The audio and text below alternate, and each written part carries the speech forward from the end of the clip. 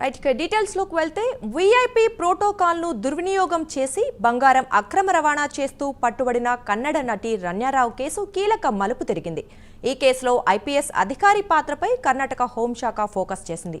ఈ అంశంపై కర్ణాటక ప్రభుత్వం దర్యాప్తు చేస్తోంది. ఈ కేసు విచారణ అధికారిగా గౌరవ్ గుప్తాను నియమించింది. వారంలోగా నివేదిక సమర్పించాలని కర్ణాటక హోంశాఖ ఆదేశించింది.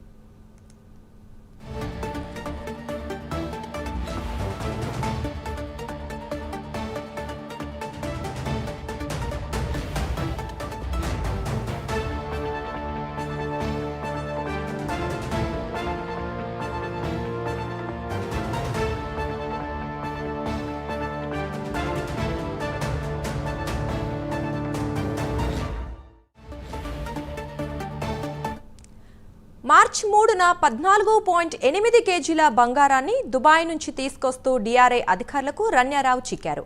ఎయిర్పోర్ట్లోని ప్రోటోకాల్ ప్రాంతాన్ని రన్యారావు గోల్డ్ స్మగ్లింగ్ కోసం వాడుకున్నట్లు ఆరోపణలు వచ్చాయి. గోల్డ్ స్మగ్లింగ్ కోసం ఐపీఎస్ రామచంద్రరావు పేరును రన్యా వాడుకున్నారని ఆరోపణలు వచ్చాయి. ఈ నేపథ్యంలోనే రన్యారావు సవతి తండ్రి డీజీపీ కె రామచంద్రరావు పాత్రపై కర్ణాటక ప్రభుత్వం ప్రత్యేకంగా దృష్టి పెట్టింది.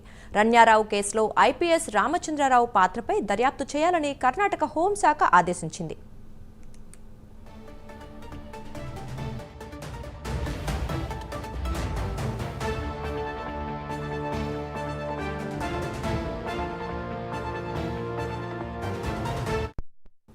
మరోవైపు రన్యా విదేశీ టూర్లతో ఆమె అత్తగారింట్లో గొడవలు మొదలయ్యాయి. రన్యాపై డీఆర్ఐ అధికారులకు ఆమె భర్త జతిన్ హుక్కేరి ఫిర్యాదు చేశారు.